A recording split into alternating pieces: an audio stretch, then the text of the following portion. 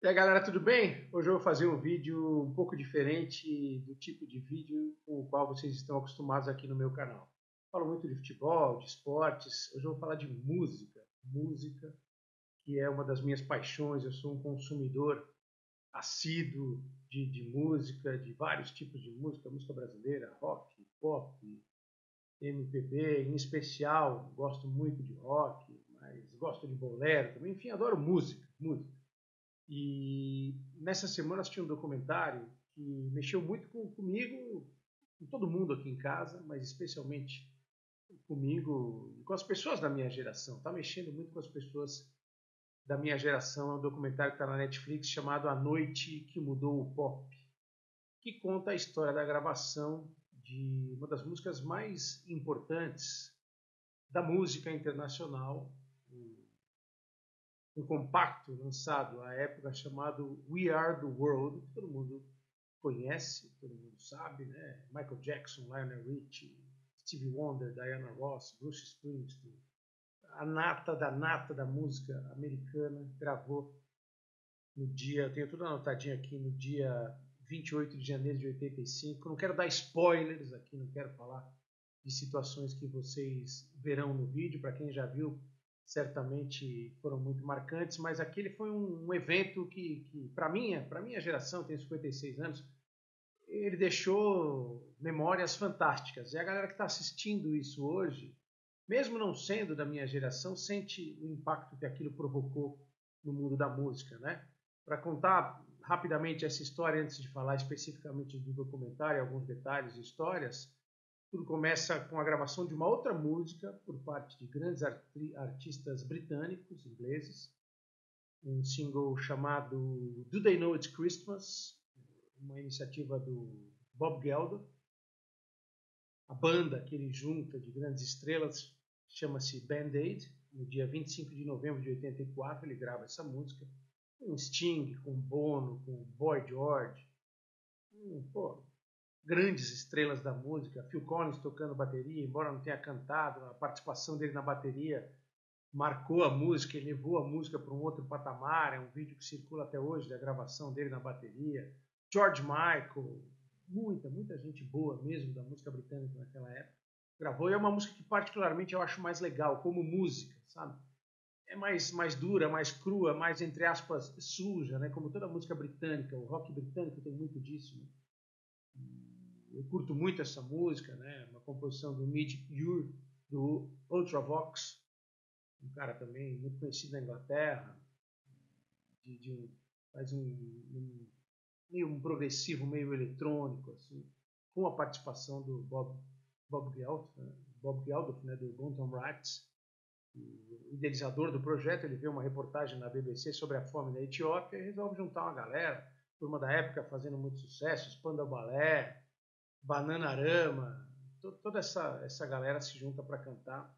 E é um espetáculo de música muito legal. Isso inspira que os artistas americanos façam alguma coisa. O documentário conta muito bem essa história. E é gravado We Are the World. Esse documentário, A Noite que Mudou o Pop, é uma delícia, gente, é uma delícia. Meu amigo Regis Tadeu, que me perdoe, eu sou um grande fã do Regis Tadeu. A galera que curte música sabe dos vídeos do Regis, eu tive a oportunidade de conhecê-lo. Vou entrar na seara dele, no caminho dele. Se eu tiver falado alguma bobagem aqui, eu espero que ele me dê uma bronca e me corrija, mas eu vou falar muito mais da minha experiência como fã e como admirador de música, de tudo aquilo que aconteceu dessa gravação. O documentário ele traz primeiro imagens espetaculares, né? É incrível como os americanos guardam tudo, como eles arquivam tudo, como eles conseguem preservar a história, grandes momentos da história. Quem assistiu aquele documentário de basquete sobre o Chicago Bulls e o Jordan sabe disso. Tem imagem do Jordan adolescente jogando basquete. Os caras guardam tudo, arquivam tudo e aí podem produzir documentários espetaculares como esse do We Are the World. É uma viagem no tempo. Você vai para 1985, estão ali reunidos ícones da música de várias gerações, principalmente da música negra americana, né? Mas há também marcas expressivas ali de outros gêneros como country, como Kenny Rogers, do folk como Bob Dylan. Você tem o Bruce Springsteen, que era um cara absolutamente desconhecido do grande público no Brasil até aquele momento, e a partir do estouro do compacto do We Are The World, ele vira uma febre aqui no Brasil com um dos seus melhores álbuns, o Born in the USA, foi lançado em 84, e a galera, na época das danceterias, ia dançar, por exemplo, uma música chamada Dancing in the Dark, do Bruce Springsteen. Foi um momento muito legal da vida de quem foi adolescente naquela época e pôde reviver isso com esse documentário que eu recomendo para vocês. Eu trouxe aqui algumas questões e algumas relíquias minhas aqui. Vou mostrar para vocês, por exemplo, o álbum em vinil do We Are The World, que tem algumas coisas bem interessantes, né? Você tem a foto da galera toda aqui, você tem Paul Simon, King Carnes, Michael Jackson, Diana Ross, Stevie Wonder, Quincy Jones, Smokey Robinson, que é um gênio, que ele tem uma participação super discreta na gravação, Ray Charles, você tem Bette Midler ali no canto, a família Jackson toda, lá em cima você vai ver Lionel Richie, Howard Oates, Kenny Rogers, Tina Turner no canto, Billy Joel, é um absurdo, cara. Só craque do mais alto nível. Essa é a foto do dia da gravação, você vai ver muito essa imagem quando você assistir o documentário. Tem umas coisas bem legais nesse álbum aqui. O single foi lançado, foi um baita sucesso, e depois eles lançaram esse álbum. Vou mostrar aqui para vocês algumas coisas, tem as fotos, né? Vou brincar um pouquinho com a luz aqui. Vai dar uma desfocada, mas não dá uma desfocada. Minha voz abafada aqui, né? Vou falar de novo aqui, você vai ver que tem fotos dos artistas, né? Muito interessante isso aqui. E o álbum sai com outras músicas. Tem uma música do Chicago chamado Good for Nothing, tem uma do Huey Lewis and the News, também Huey Lewis, que você vai ver no documentário, tem uma participação muito importante na vaga que era para ser do Prince, mas eu não vou dar mais spoiler do que isso. E também, no final de 85, ele acaba estourando no Brasil com a música do filme Back to the Future, The Power of Love. Steve Perry, do Journey, tem uma música bem legal que chama If Only for the Moment Girl. Eu acho muito legal essa música. Pointer Sisters. O Prince, que você vai assistir o documentário sem spoiler, vai entender por que ele não participa, mas ele doa uma música chamada Tears, For the Tears in Your Eyes, que é uma música bem legal. Kenny Rogers, A Little More Love. Bruce Springsteen com a E Street Band, uma música chamada Trapped. A Tina Turner com Total Control. E tem uma música ficou pouco conhecida na época, de um grupo chamado Northern Lights. Northern Lights é um dos termos para a aurora boreal, feita por artistas canadenses, uma versão canadense do We Are The World. É uma música que eu acho mais fraca, mas pô, tem gente muito boa aí. Por exemplo, você tem o David Foster, um produtor fantástico, que é um dos compositores, Johnny Mitchell. Você tem o John Candy, que participa, ator. Eu falei do Bryan Adams, repito aqui, Oscar Peterson, um pianista maravilhoso de jazz que participa, o Mike Reno da banda Loverboy, aqui no Brasil fez muito sucesso com a trilha sonora do Footloose, aquela música Almost Paradise. O Geddy Lee do Rush participa. Isso foi número 1 no Canadá, mas passou quase batido aqui no Brasil, e essa versão dessa música está nesse álbum aqui, a contracapa dele, que você vai ver. Também é uma das curiosidades em relação a isso. E isso tudo vai desembocar no dia 13 de julho de 1985 nessa parada aqui, o Live Aid. Esse aqui é o DVD do Live Aid. E ninguém esquece da minha geração. Que começa com Band-Aid, passa por USA for Africa, We Are the World.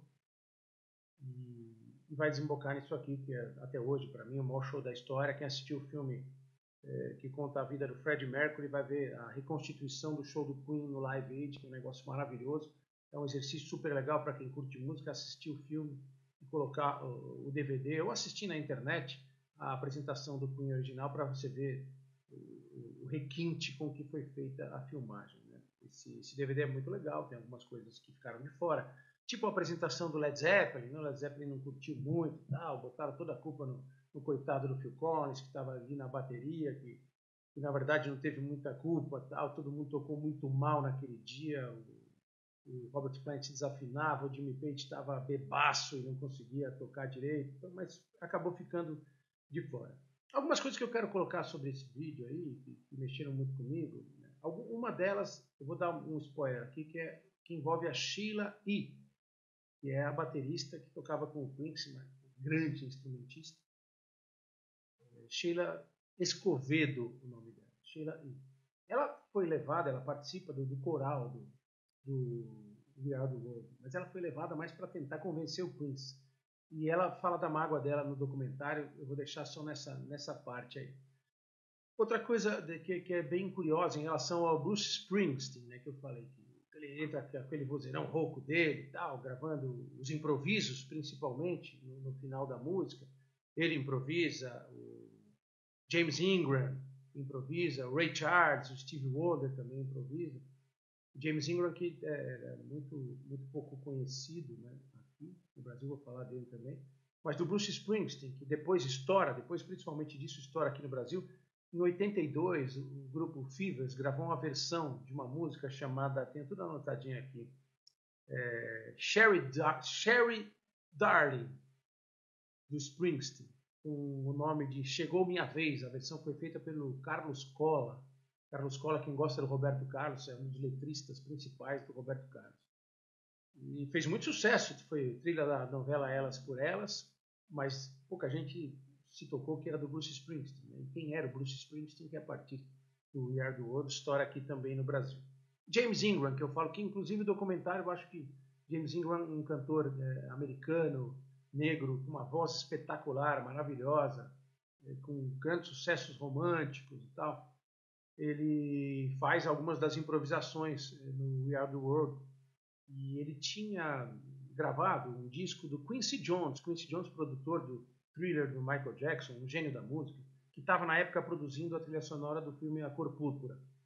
O James Ingram canta uma música chamada Just Once, num álbum de 1981 do Quincy Jones chamado The Jude, que curiosamente tem uma versão da música Velas Içadas, de Ivan Lins, creditada no álbum apenas com o nome Velas. E é uma história muito legal, porque mostraram uma demo dessa fita, eu vou até acreditar aqui, porque é legal você dar o nome, os autores da música, os compositores da música, eles mostraram uma demo da música para o Quincy Jones, gravada os autores se chamam Barry Mann e Cynthia Weil. Eles escreveram a música chamada Just Once. E eles queriam que um cara com uma voz de rhythm and blues pudesse cantar. E chamaram o James Ingram, que era pouco conhecido à época.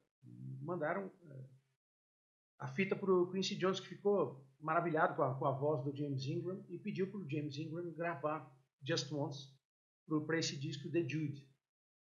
E até orientou para que ele não perdesse uma certa rispidez que ele tinha na voz, tal, porque isso era marcante. A música foi um grande sucesso, inclusive é tema daquele filme que é um sucesso dos anos 80 também, chamado O Último Americano Virgem. O que acontece com o James Ingram? Né? Eu acho que o documentário fala muito pouco dele, muito pouco dele. Ele é um cara que tem uma participação importante nesses improvisos todos. Acaba passando meio batido. Ele que morreu em 2019, morreu muito cedo. James Ingram, um cantor sensacional. Outra curiosidade que você vai entender no documentário é a questão da ausência da Madonna. A Madonna já era uma baita de uma estrela em 85, né? Mas aí os produtores, principalmente os empresários da época, que juntaram aquele grupo de estrelas, vocês vão ver como que eles se reuniram exatamente naquele dia, porque tinha uma grande premiação da música americana naquele dia em Los Angeles, todos estavam lá, e acabaram decidindo pela Cyndi Lauper. Eles achavam que precisaria ter uma vocalista icônica, branca, do pop da época, e eles entenderam que bastaria a Cyndi Lauper, não precisava da Madonna, acabou sendo a Cyndi Lauper, que tem uma das participações mais marcantes na música, que é muito legal de ver também no documentário, como eles chegam naquele ponto. Ela canta o trecho dela com a Kim Carnes e com o Hugh Lewis, que canta uma linha que tinha sido escrita especificamente por Prince. No documentário vocês vão entender por que o Hugh Lewis acaba cantando essa parte aí. Muita gente pode imaginar, assim, vendo hoje o documentário, pô, onde está Whitney Houston, que foi uma cantora espetacular, também morreu precocemente, uma voz divina, maravilhosa. Mas a Whitney Houston ainda não era um sucesso em 85, ela estoura um ano depois, quando ela grava seu primeiro disco solo. Ela tinha uma carreira ainda de fazendo backing vocals, né? Muito de mas tem a Dionne Warwick, que é meio parente da Whitney Houston, uma voz linda, maravilhosa. Tanta gente boa, gente. Chamo a atenção de vocês para algumas piadas sensacionais do Steve Wonder, que é uma figura maravilhosa em relação a isso aí. Enfim, o documentário é lindo, maravilhoso, tem imagens sensacionais, ele conta uma história, tem pessoas que participaram dos bastidores, alguns dos cantores que participaram. E para fechar aqui, eu deixo também uma informação para vocês, de memória. Logo depois, virou uma onda, todo mundo gravava música, né? Desse tipo de coisa, reunindo artistas. No Brasil também foi gravada uma canção chamada Chega de Mágoa.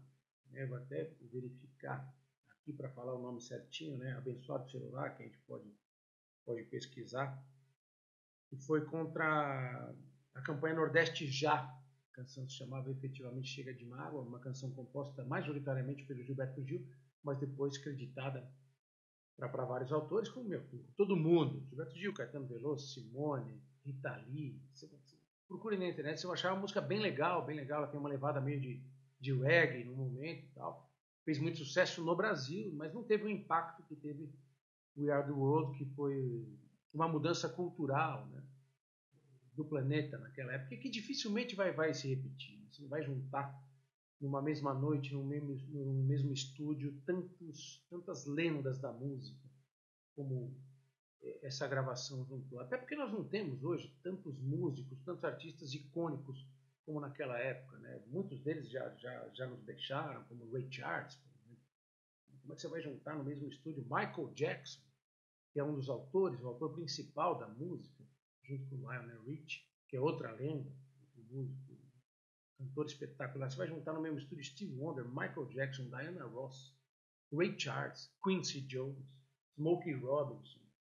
Pô, e a galera mais nova, a galera que representa o rock, Harry Belafonte, o rei do Calypso, né?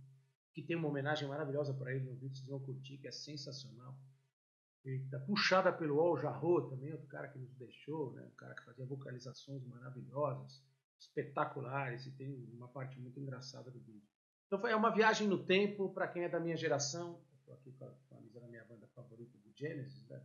Da turnê de 76, a primeira turnê com o Phil Collins já nos vocais, e é a minha fase favorita do Genesis daí para frente. Adoro música. Vocês vão ver aí que o documentário é uma viagem para um tempo diferente, tem imagens de Los Angeles naquele ano 85, como as pessoas se comunicavam naquela época, sem a internet, como as coisas eram feitas, como juntar tanta estrela, como lidar com o ego de tanta estrela para gravar uma música beneficente. Ninguém ganhou tostão para fazer isso aí. Quem gravou, quem mixou, engenheiro de som, quem fez o clipe, quem fez a iluminação, ninguém ganhou nada. A grana toda foi para a Etiópia na época. E até hoje essa instituição existe, a USA for Africa. Foram gravadas outras versões da música, todas mas muito piores, que não dá nem para falar, né? Mas estão lá, representam, tá? Você regrava, vende mais disco e cumpre o propósito, mas a marca tá nesse vídeo, e o documentário conta muito bem essa história de uma forma nostálgica. É emocionante viajar no tempo para quem viveu aquilo, e para quem não viveu entender um pouquinho do que é a época, do que essas pessoas que estão ali retratadas representavam para a música, para o cenário artístico, né? E o que foi o impacto da noite que mudou o pop. Vale a pena você conferir. Restadeu, meu amigo. Se eu tiver falado alguma bobagem aqui, por favor, me corrija. Obrigado. Espero que vocês tenham curtido esse vídeo. Vou tentar produzir mais conteúdos sobre música para vocês.